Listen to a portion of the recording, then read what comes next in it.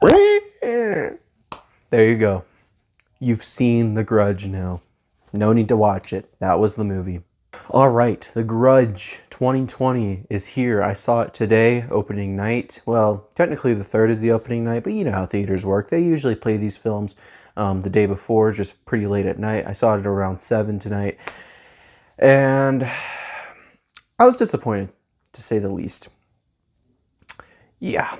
This movie at heart is a jump scare fest. This was jump scare after jump scare after jump scare after jump scare, and after a while, they just aren't scary anymore. This idea that I feel like horror movies have nowadays, where it's you have to force someone to be scared with loud bursts of music, is just a cheap way out. There have been movies that have done these jump scares very well in the past. I think of The Conjuring, which is a pretty big jump scare fest, but it does it really well, and it makes you intrigued and you actually feel scared, and they're part of the story. They're not just there because they can be. The Grudge tries to be basically different yet very similar to the source material, or at least the old films. I am actually a huge fan of both Ju-On The Grudge and the American remake The Grudge. There were a few jump scares throughout this film that I feel like were genuinely earned. There were actually lots of jump scares as I was moving through this film that I actually really like, and I actually thought were really well done and had a really awesome atmosphere around it. The cinematography in this film is absolutely amazing. This is probably the best shot Grudge movie by far. Not probably, it is. Like, this is definitely the best shot Grudge movie. It looked beautiful.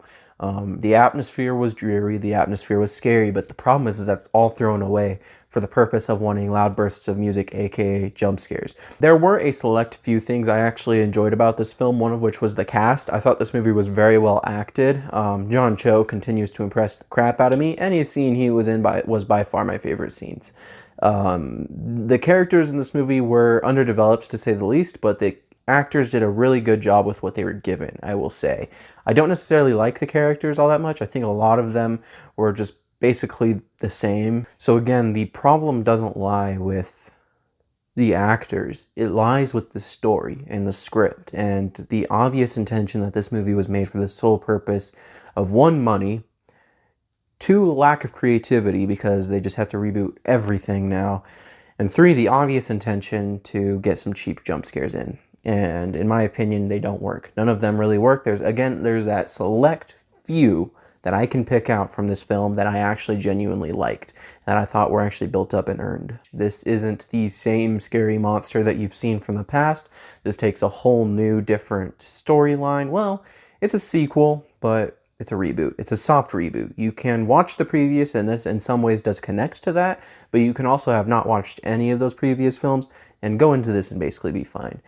So would I say this is worth a watch? No. But if you like The Grudge, you can decide that for yourself. If you like cheap jump scares, blood and gore is in it too. Hey, you know what? It's got blood and gore. That makes a horror movie good, right? Just a quick warning, this movie is not like any of the other Grudge movies. The other Grudge movies actually were creepy, had an actually scary antagonist. No, this one is just,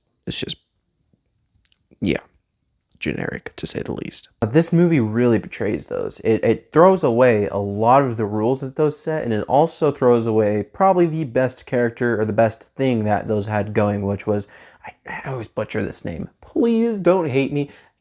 Kayako, or I never get it right, but that was the best part of those original movies.